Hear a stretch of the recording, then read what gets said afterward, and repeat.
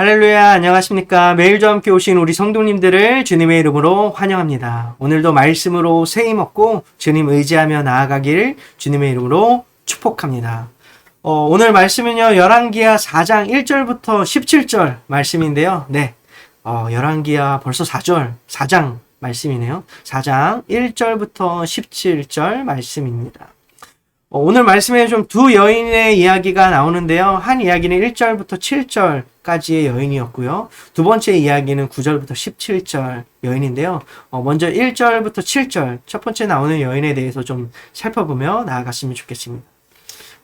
그 첫 번째 나오는 여인은요, 그 어려운 상황 가운데서 하나님의 사람인 엘리야에게 찾아가서 부르짖는데요. 1절의 말씀을 함께 읽도록 하겠습니다. 1절입니다.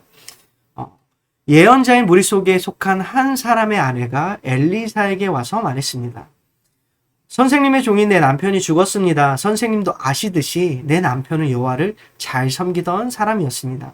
그런데 내 남편이 죽자 빚쟁이가 찾아와 내 두 아들을 데려다가 종으로 삼으려고 하고 있습니다.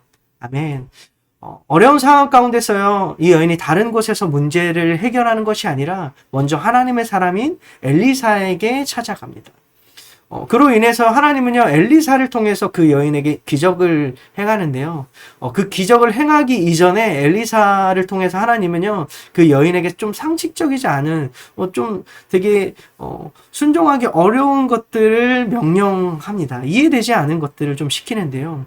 많은 사람들에게 그릇을 빌려오라고 하고요. 그가 갖고 있었던, 조금 있었던 그 기름을, 그 많은 그릇에다가 최대한 많이 빌려와서 그곳에 기름을 부으라고 명령을 합니다. 좀 이해가 되지 않는데요. 이 여인은요, 하나님의 말씀 앞에 좀 순종하고 그대로 따라 합니다. 결과적으로 그 여인은 어떻게 되냐면요, 그곳에 기름이 가득 차는 기적을 누리게 됩니다. 마치 물이 포도주가 되는 그 기적의 사건처럼요, 이 여인에게도 하나님께서 기적의 은혜를 선물해 주는데요. 그래서요, 그 여인은요, 빚을 다 갚고 남은 돈으로 두 아들과 살 수 있게 되는 이야기로 첫 번째 여인의 이야기가 끝이 납니다. 우리가 이 말씀을 통해서 우리가 얻을 수 있는 깨달음은 무엇일까 생각했을 때요, 저는 제일 중요한 것은 이 여인이 했던 행동과 태도입니다. 그것은 무엇이냐면, 여인이 가장 먼저 하나님께 부르짖었다라는 거예요. 물론 엘리사에게 찾아가 부르짖었지만 그것이 하나님을 대언하고 있는 선지자에게 나아가는 것이 하나님께 부르짖는 것이지 않습니까? 하나님께 제일 먼저 달려갔다라는 거예요. 저는 이 여인이요, 번지수를 아주 제대로 찾았던 것 같습니다. 사실 우리가 어려운 상황 가운데서 그렇지 않습니까? 다른 곳에서 문제를 해결하고 싶을 때도 있고, 그런 마음이 들 때도 있고, 그렇게 해결한 적도 있을 것입니다. 다른 방법이 있었을 텐데 그러지 않았고, 다른 것을 의지할 수 있었을 텐데 그러지 않았다라는 것. 심지어 이 엘리사가 좀 이해되지 않는 것들을 명령했지만요, 그 여인은요, 그 상식적이지 않은 명령에서도 순종했다라는 거예요. 사실 그 명령 가운데 중간에라도 다른 방안을 구할 수도 있었을 텐데, 그 여인은 끝까지 하나님의 말씀 앞에 순종했다. 하나님께 또 부르짖었다.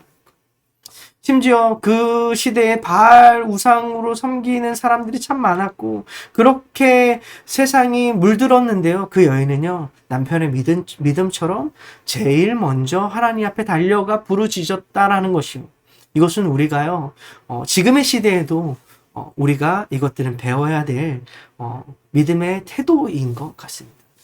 그런 여인의 부르짖음에 하나님은요, 어떻게 하시죠? 모른 척하지 않으십니다. 그 여인의 문제를 해결해 주지 않습니까? 기적같이 하나님이 그 문제를 해결하십니다.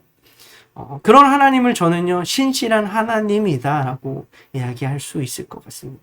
하나님은 우리의 문제를요, 또 우리가 부르짖을 때 모른 척하지 않으시고, 또 못 본 척하지 않으시고, 늘 주목하고 계시다라는 것도 기억하셨으면 좋겠습니다.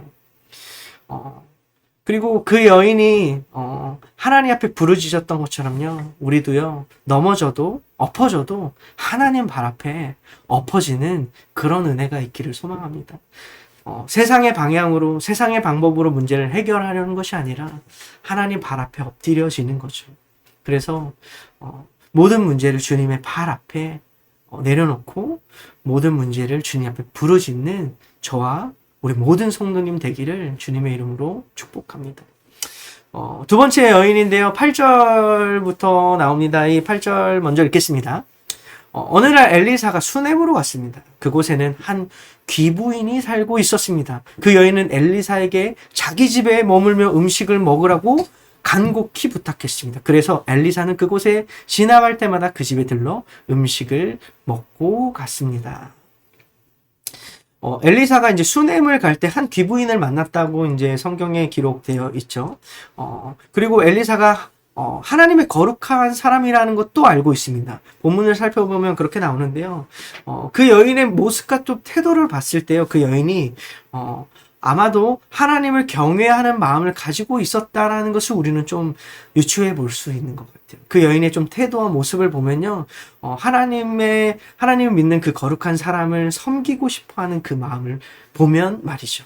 그리고 그녀가요, 어느 정도 부를 갖고 있었던 여인이었다라는 것을 알고 있습니다. 귀부인이라는 표현을 우리가 봤을 때, 또 그 여인이요, 돈은 많았지만 허튼 데 쓰지 않고 절제하고 또 하나님을 믿는 엘리야 선지자를 섬겼던 것처럼요, 지혜롭게 그 모든 것들을 절제하며 사용했다라는 것도 알 수 있습니다. 그런데 그 여인 가운데 말 못하는 어려움이 있었는데 그것은 뭐냐면 그녀에게 아들이 없었다라는 것입니다. 14절에 이렇게 기록되어 있습니다. 엘리사가 말했습니다. 그렇다면 저 여인을 위해 무엇을 해주면 좋을까? 이렇게 얘기했어요. 근데 게하시가 대답했습니다. 여자는 아들이 없고 남편은 늙었습니다. 이 말씀을 통해서 그 귀부인은요, 남편이 늙었고 아들이 없다라는 것도 알 수 있습니다.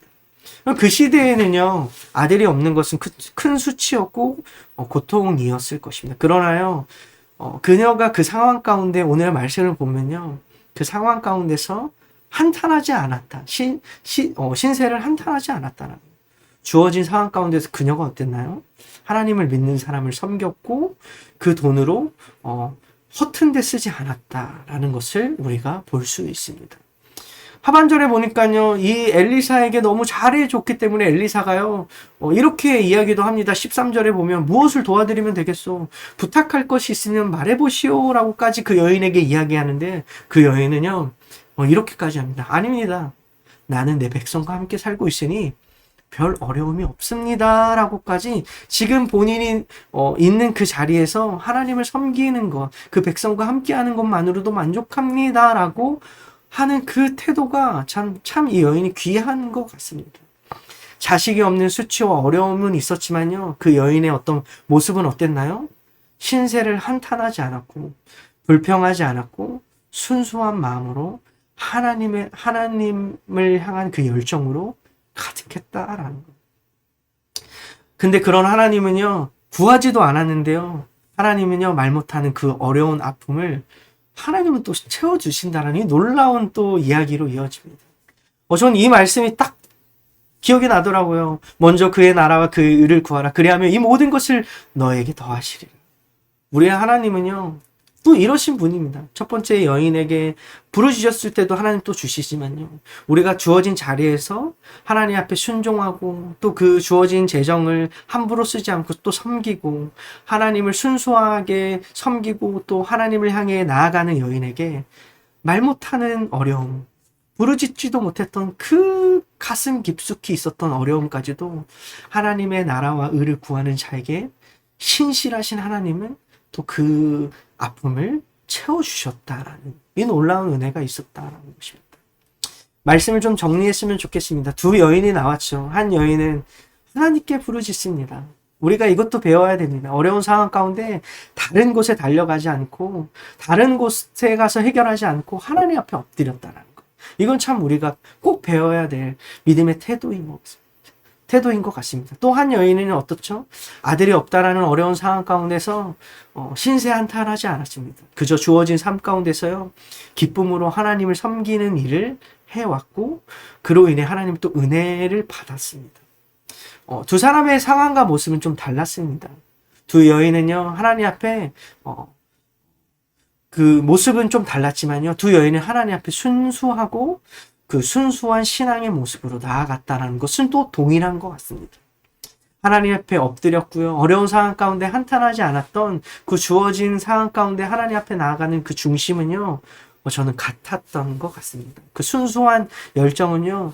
우리 또한 보고 배워야 되고 본받아야 되는 것 같습니다.